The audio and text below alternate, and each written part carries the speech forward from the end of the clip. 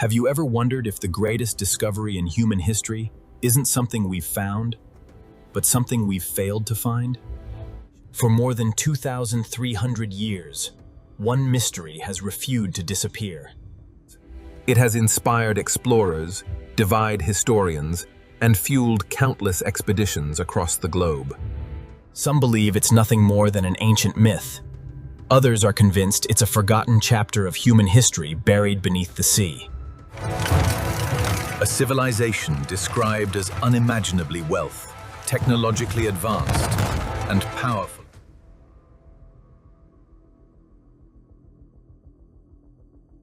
Enough to challenge the greatest nations of its time.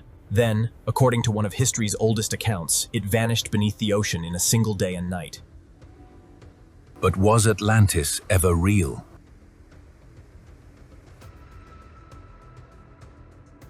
Or was it the world's greatest story ever told? Look at this map I found. Now, we've all heard of the legend of Atlantis. It is a map that shows the mythical land of Atlantis. Our story begins with a man whose words would shape philosophy, politics, and history for centuries. It was Plato. Around 360 BC, Plato wrote two dialogues known as Timaeus and Critias. According to Plato, Atlantis was located beyond the Pillars of Hercules, the narrow passage we now call the Strait of Gibraltar. Beyond those waters, he claimed, lay a vast island kingdom unlike anything the ancient world had ever seen. This wasn't a small settlement or an isolated island. It was an empire, A civilization blessed with fertile land, abundant natural resources, and extraordinary wealth. Massive temples decorated with gold stood beside enormous canals and carefully planned harbors. Powerful fleets crossed the seas, while magnificent palaces reflected the strength of a kingdom that seemed impossible to defeat. Those people they had high standing. It's like citing scientists. Yes. In other words, so these days they can be like, well, those guys were just Greek philosophers or whatever. But back then they're like, no, these are the most respected. Plato described Atlantis as a masterpiece of engineering.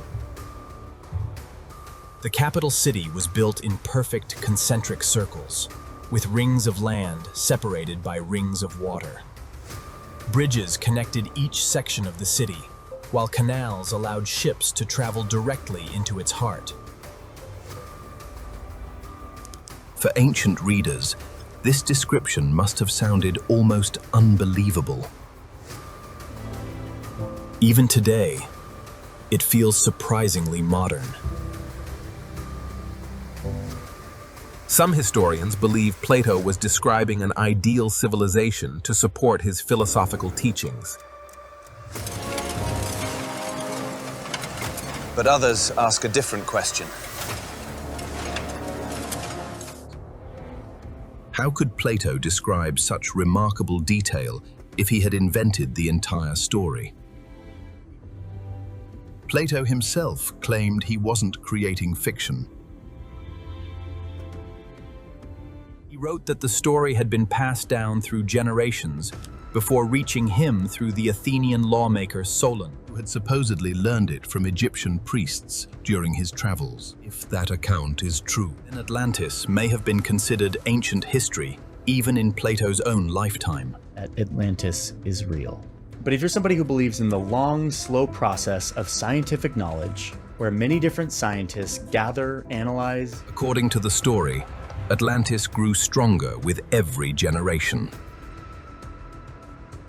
Its people mastered architecture. Trade flourished across distant lands. Its navy dominated the surrounding seas. Its rulers possessed immense wealth and influence. For a time, Atlantis represented everything a civilization could hope to become. Yet abundance has a habit of breeding arrogance. History repeatedly shows that the greatest empires often fall not because they are weak, because they believe they are invincible. Plato tells us that as Atlantis became richer, its leaders became consumed by pride. Greed replaced wisdom. Power replaced justice. The civilization that once lived in harmony slowly abandoned the very values that had made it great. Then came the event that would transform Atlantis from a mighty empire into history's greatest mystery. Without warning, the earth began to shake.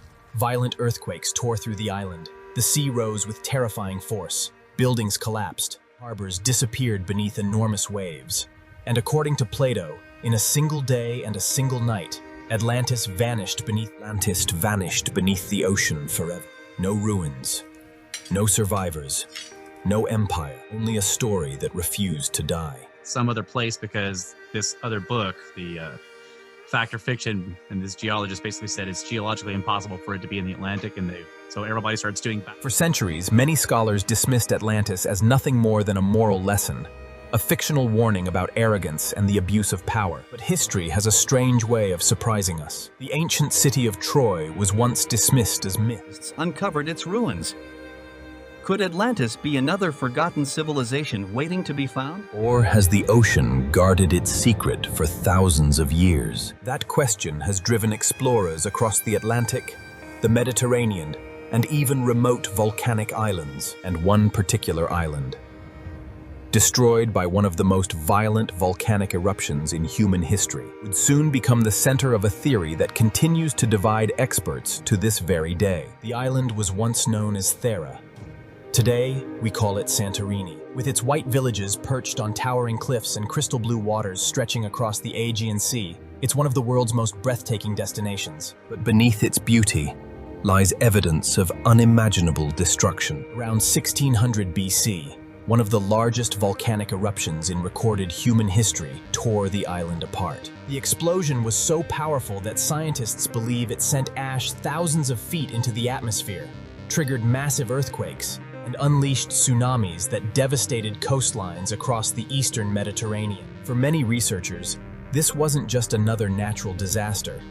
It sounded eerily familiar. I'm an archaeologist. I root through the trash of people from a long time ago. I try to use scientific methods to understand what people were doing in terms of how they were producing food. Long before Plato ever wrote about Atlantis, the island of Thera was home to the Minoan civilization, one of the most advanced societies of the Bronze Age. Long before the rise of the great empires, the Minoans had built a civilization far ahead of its time.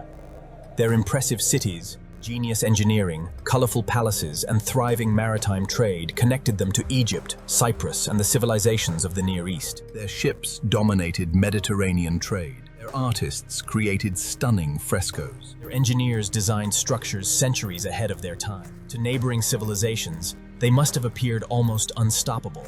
Then, in what may have been a matter of hours, nature changed everything. The eruption buried entire settlements beneath layers of volcanic ash. Gigantic waves crashed into nearby islands. Trade routes collapsed.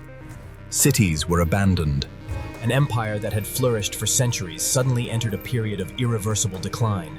Could this catastrophe have inspired the legend of Atlantis? The owner, for some reason, had wrapped it up with a piece of cloth which had survived, and I had sort of the vision. The similarities are difficult to ignore. A wealthy island civilization, advanced architecture, a powerful maritime empire, a sudden destruction involving earthquakes and the sea. It's easy to understand why many historians believe Plato may have based his story on memories of the Minoan civilization, Passed down through generations before eventually becoming legend. But there is one major problem. Plato claimed Atlantis existed beyond the Pillars of Hercules, which most scholars identify as the Strait of Gibraltar. Santorini lies hundreds of miles away in the Aegean Sea. Plato meant exactly what he wrote. Then Atlantis couldn't have been Santorini, unless the location itself was symbolic. Or perhaps the story had changed over centuries of retelling. Of cars are being exploded out as ballistic missiles.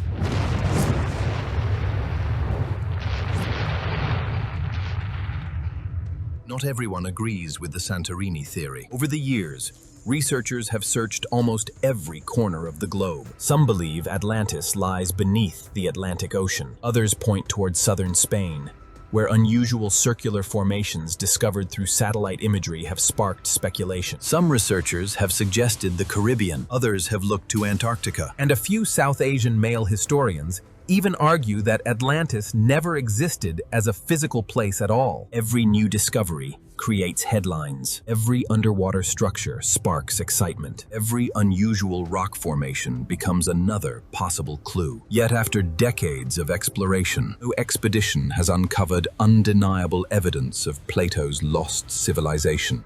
This is the publication that cemented Atlantis in our minds, and the second image is nowhere to be found. Perhaps the biggest challenge isn't finding Atlantis. It's defining what Atlantis actually was. Was it a single island? A powerful empire? A memory of several ancient civilizations blended together over time? Or was Plato using a fictional kingdom to warn future generations about the dangers of arrogance, corruption, and unchecked power?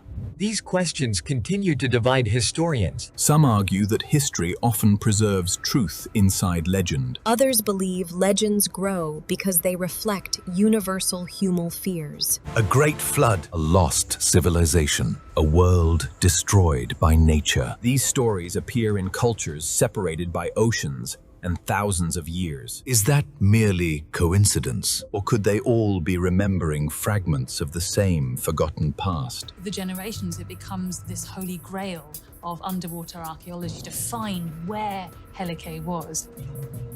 Archaeologists now have a rough geographic area for Helike. As technology advances, researchers continue scanning the ocean floor with sonar, satellite imaging, and underwater robotics. Every year, new discoveries reshape our understanding of ancient civilizations. Lost ports have been found beneath the sea. Entire cities have emerged from beneath deserts and jungles. History continues to surprise us, which raises one final possibility. Maybe Atlantis hasn't been found, not because it never existed, but because we haven't looked in the right place yet. And if that's true, then the greatest archaeological discovery in human history may still be waiting beneath the waves.